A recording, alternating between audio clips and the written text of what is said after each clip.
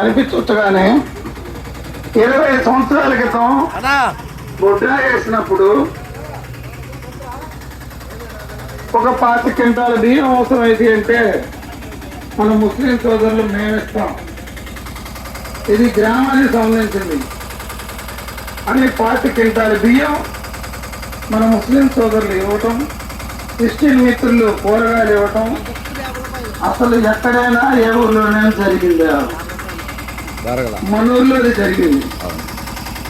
అది జరిగింది అంటే మన పెద్దలు ఒక భక్తుడు 50 రూపాయలు కనుక సమర్పించారు. వారిని వారి కుటుంబాన్ని ఆ పరమాత్ముడు అమ్మవారు ఎల్లవేళ కాపాడని కోరుతున్నాం.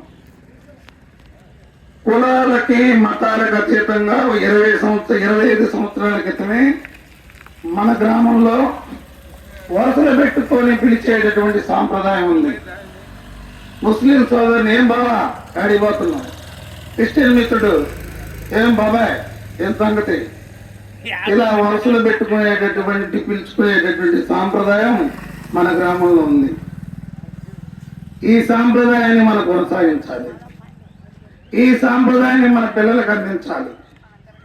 మతాలు వేరు కావచ్చు, కులాలు వేరు కావచ్చు, పార్టీల్లో ఉండొచ్చు, పార్టీలో వర్గాలు ఉండొచ్చు, కానీ భిన్న భావాలున్నా విభిన్న మనస్తత్వాలున్నా ఏకభావం ఏకత్వం, భిన్నత్వంలో ఏకత్వం అనేటటువంటి ఒక భారతీయ నినాదాన్ని గొప్పగా ఆచరిస్తున్నటువంటి, నిజంగా కొన్ని పదాలు మన విడ్డూరంగా అనిపించవచ్చు, మన గ్రామం గొప్పది ఇదని, కానీ ఇలాంటి మరి గతాన్ని తీసుకొని ఇప్పుడు తీసుకున్నా కూడా ఆ మాట చిన్నదే, మనం గర్వంగా చెప్పుకోవచ్చు. ఎందుకంటే 13 సంవత్సరాలు పూర్తి చేసుకొని ఎన్నో ఒడిదుడుకులు వస్తాయి కార్యక్రమంలో. 14 సంవత్సరాలు అడుగు పెట్టామంటే మీరందరూ సహకారం. ఇప్పుడు ఇంటికి వస్తే బాయ్ బాయ్ లే మనోళ్ళు వచ్చారు, కొద్దిగా ఒక గుప్పెడి బియ్యం ఉన్నాయి అని మనం రేతిని నిద్రపోయే సమయాన్ని వచ్చినా కూడా నిద్ర మొత్తులో కూడా లేచి ఒక గుప్పెడి బియ్యం ఇచ్చేటటువంటి సాంప్రదాయం. కాబట్టి అమ్మలారా, బంధుమిత్రులారా, ముస్లిం సోదరులారా, 20వ తారీఖు రండి, పిల్ల పాపలతో రండి, భోజనం చేయండి. ముసలి వాళ్ళు రాలేకపోతే గత క్యారేజీలో తీసుకొని పోండి.